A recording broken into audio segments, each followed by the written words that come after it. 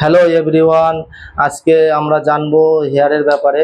তো হেয়ার সায়েন্সের ব্যাপারে জানবো। তা আমরা অনেক রকম কেমিক্যালের কাজ করে থাকি, কেমিক্যাল তারপরে হেয়ারের কালারের কাজ করে থাকি। তার জন্য আমাদের সবার আগে জানতে হবে হেয়ার হেয়ার কি, হেয়ার পিগমেন্টেশন কি, হেয়ার সাদা হয় কেন, হেয়ার গ্রোথ হয় কিভাবে, খুশকি হয় কিভাবে, সেটা জানার জন্য তোমাদের এই ভিডিওটি পুরোটা দেখতে হবে।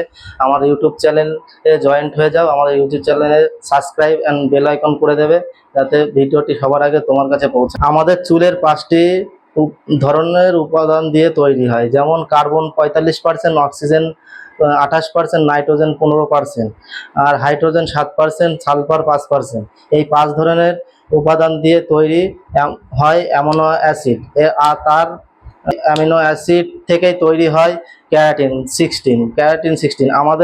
আমরা জানি আমাদের ক্যারাটিন 16 করি আর্টিফিশিয়াল, কিন্তু আমাদের চুলে আগে থেকেই ন্যাচারালি ক্যারাটিন 16 থাকে। যখন এটি শেষ হয়ে যায় আর্টিফিশিয়াল ভাবে করতে হয় ক্যারাটিন 16। এরপর হয় পিলিকপটাইন চেন, যেটি এক প্রকার হাড় চুলের। এই জয়েন্ট থেকে তৈরি হয় আমাদের চুল। নাও এবার আমরা হেয়ার ফলিকালসের ব্যাপারে জানবো হোয়াইট বোর্ডে। তা হেয়ার ফলিকালস কিভাবে গ্রোথ হয়।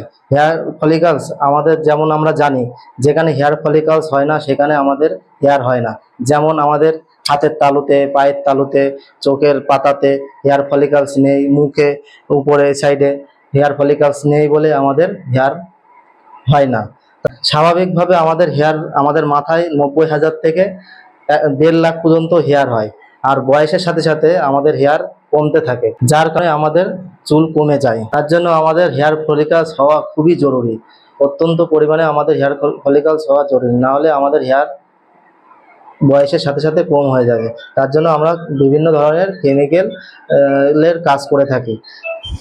আমরা এবার জানবো হেয়ার কিভাবে তৈরি হয়, পিগমেন্ট কিভাবে তৈরি হয়।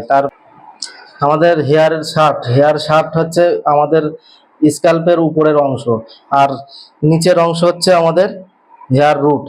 আর আর এই যে ড্যান্ড্রফের মতন যেগুলো দেখছো, এটা আমাদের স্কাল্প। এই স্কাল্পকে আমরা কি বলি, ইপোডামিক, আর নিচের অংশকে বলি ডামিক। তা যাই হোক, আমাদের হেয়ার ফলিকালস জানা হয়ে গেছে। আমরা এবার জানবো হেয়ার পাপিলা। হেয়ার পাপিলায় আমরা যা খাই, যেমন প্রোটিন জাতীয় খাবার, আমাদের রক্ত চলাচল যেগুলো হয়, সেগুলো আমাদের এখান থেকে আসে। আর এখান থেকে আমাদের যাবতীয় যত প্রোটিন হোক, নিউট্রিশন হোক, সবকিছু আমাদের এখান থেকে ডাইরেক্ট হেয়ার বাল্বে যায়। আর হেয়ার বাল্বে এসে আমাদের হেয়ার তৈরি হয়। এখান থেকে হেয়ার বাল্বতে আস্তে আস্তে ধীরে ধীরে ধীরে ধীরে আমাদের চুল বাইরে বেরিয়ে যায়। হেয়ার বাল্ব থেকে তৈরি হয় ম্যাট্রিক্স, আর ম্যাট্রিক্স থেকে তৈরি হয় মেলাট্রিক্স, যেটা আমাদের চুলকে সেলসের মতন কাজ করে, যেটা আমাদের চুলের সেলসের মতন কাজ করে। এই পিগমেন্ট গুলো দিয়ে তৈরি হয় আমাদের মিলানিন। মিলানিন তৈরি হয়। মিলানিন গুলো কি কি? মিলানিন আমাদের 2 প্রকারের, যেমন ফিউমিলানিন আর ইউমিলানিন। আর মিলানিনতে আমাদের আহ, হলুদ আর লাল কালারের অংশ বেশি পাওয়া যায়, যেমনটা হলো বিদেশি হেয়ারে। আর ইউরোপিয়ান আর মিলানিন পাওয়া যায় আমাদের ইন্ডিয়ান হেয়ারে। তারপরে আমরা চলে যাব আমাদের অ্যাক্টর পিরি মাসাল। আমাদের যখন ঠান্ডা লাগে, কিংবা আমরা কখনো শীত লাগলে, যখন আমাদের চুল লোম খাড়া হয়ে যায়, ঠিক আছে, চুল কিংবা লোম খাড়া হয়ে যায়, সেটা কি কারণে হয়? আমাদের চুলের ভিতরে অ্যাক্টর পিরি মাসাল থাকে।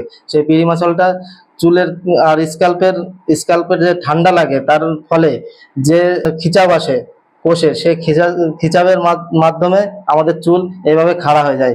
এগুলো আমাদের, ধরো বেবি হেয়ার, এটা যখন এটা টান দেয়, তখন আমাদের এই চুলটা খাড়া হয়ে যায়। ঠিক আছে, বোঝা গেল? সিবাস- এরপরে আমরা জানবো সিবাসিয়াস গ্ল্যান্ড আর সিবাম। এটার কাজ কি? যেমন আমি বলেছিলাম যে আমাদের চুল কেন, মানে স্কাল্প কেন অয়েলি হয়ে যায়, কেন ড্যান্ড্রফ হয়, সেটাই বলেছিলাম। সেটা হচ্ছে আমাদের সিবাসিয়াস গ্ল্যান্ড এখান থেকে অয়েল প্রডিউস করে। সেই অয়েলটা যখন কম প্রডিউস করে, তখন আমাদের হেয়ার শুষ্ক বা রুক্ষ হয়ে যায়। আর আমাদের চুলের যখন ভীষণ পরিমাণে অয়েলি ভাব হয়, আমরা 3 দিন 4 দিন যখন ওয়াশ না করি তখন আমরা দেখতে পাই চুল আঠালো হয়ে যায়। যার এই সিবাসিয়াস গ্ল্যান্ডের কারণে অয়েল প্রডিউস করে, এর জন্য আমাদের হেয়ার অয়েলি হয়ে যায়। ঠিক আছে, বোঝা গেল? খুশকি হয় আমাদের মাথাতে, আর যাদের কম অয়েল প্রডিউস হয় তাদের শুকনো টাইপের খুশকি হয়, আর যাদের যাদের বেশি অয়েলি প্রডিউস করে তাদের ক্ষেত্রে চুল আঠা হয়ে যায়, কিংবা চুল চিপচিপা ভাব হয়ে যায়। আর আর যাদের অয়েল প্রডিউস করা বন্ধ করে দেয়, যাদের চুলের অয়েল প্রডিউস করা বন্ধ করে দেয় তাদের চুল রুস্কো অ্যান্ড শুষ্ক হয়ে যায়। ঠিক আছে, তো আজকে বোঝাতে পারলাম তোমাদের আমার হেয়ার সায়েন্স ক্লাস আর কালারের। ঠিক আছে, পুরো আমরা আজকে জানলাম হেয়ারের নিচের পোর্শন। ঠিক আছে, আজকে পুরো নিচের পোর্শনটা জানলাম। কালকে এর পরের ভিডিওতে আমরা জানবো হেয়ার শাফটের কটি লেয়ার আছে। ঠিক আছে, সেটা আমরা জানবো, কটা লেয়ার আছে হেয়ার শাফটে। ঠিক আছে, আমরা হেয়ার শাফটে আমাদের মেডুলা, কোটেক্স আর কিউটিকাল আছে। ঠিক আছে, আমরা আজকে বলে রাখলাম, তাও সামনের দিন ক্লাসে ইন্টারেস্ট হবে, আরো ভালো হবে। ঠিক আছে, আজকের জন্য এই পর্যন্তই। আর আমার ভিডিওটা যদি ভালো লাগে ভিডিওটা ফুল দেখবে, আর কোনো ডাউট থাকলে ভিডিওটি ব্যাকে গিয়ে আবার রিভাইজ দিয়ে দেখবে, ডাউট ক্লিয়ার হয়ে যাবে। ধন্যবাদ সবাইকে, গুড নাইট। সামনের দিন আসছে হেয়ার শার্ট নিয়ে। তো ধন্যবাদ সবাইকে ভিডিওটি দেখার জন্য।